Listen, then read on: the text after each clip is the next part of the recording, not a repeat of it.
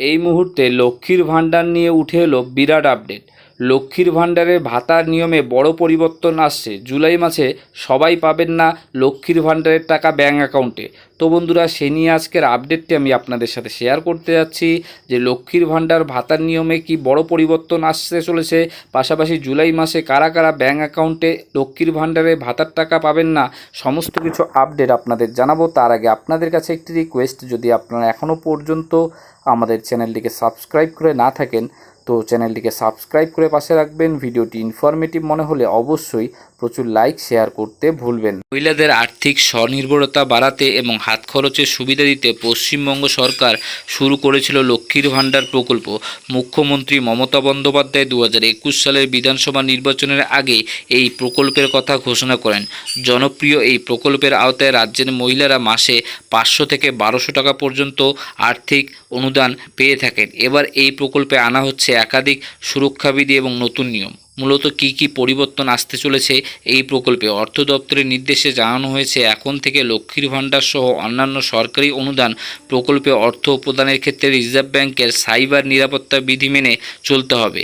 এর পাশাপাশি উপভোক্তার তথ্য যাচাই হবে এনপিসিআইয়ের মাধ্যমে, অর্থাৎ ন্যাশনাল পেমেন্টস কর্পোরেশন অফ ইন্ডিয়ার প্ল্যাটফর্ম ব্যবহার করে ব্যাঙ্ক অ্যাকাউন্টে যাচাই করা হবে।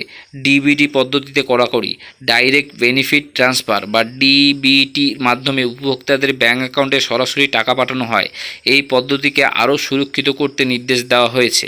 উপভোক্তার ব্যাঙ্ক অ্যাকাউন্টের নম্বর অন্তত 2 বার নথিভুক্ত করতে হবে, অর্থাৎ আবেদনপত্রে ভুল থাকলে তা আগে থেকেই ধরা পড়বে। 16 দফা করণীয় ঠিক করল অর্থ দপ্তর। জানা গেছে, সব মিলিয়ে 16 দফার নির্দেশিকা জারি করেছে রাজ্যের অর্থ দপ্তর। কোনো দপ্তরের কোনো আধিকারিক তথ্য অনুমোদন করছেন তার নির্দিষ্টভাবে লিপিবদ্ধ করতে হবে। এছাড়া কে কোন স্তর দায়িত্বে রয়েছেন সেটাও চিহ্নিত করতে হবে। আবেদন ও যাচাইকরণের প্রক্রিয়া। যারা অনলাইনে লক্ষ্মীর ভাণ্ডারের জন্য আবেদন করবেন তাদের পুরো প্রক্রিয়াটি অনলাইনে সম্পন্ন হবে।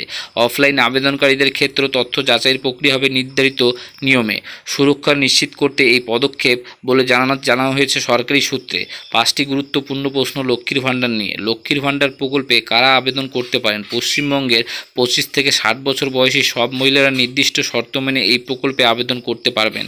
সাধারণ মহিলা তপশিলি জাতির জন্য ভাতা কত? সাধারণ মহিলারা 1000 টাকা এবং তপশিলি জাতি উপজাতিরা 1200 টাকা নির্ধারিত রয়েছে। নতুন নিয়মে কোন কোন বিষয়ে গুরুত্ব দেওয়া হয়েছে? ব্যাঙ্ক অ্যাকাউন্টের যাচাইকরণ, তথ্যের নির্ভুলতা এবং সাইবার নিরাপত্তা নিশ্চিত করা।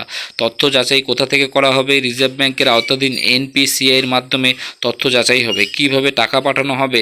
শুধুমাত্র ডিবিটি পদ্ধতিতে, অর্থাৎ সরাসরি উপভোক্তার ব্যাঙ্ক অ্যাকাউন্টে।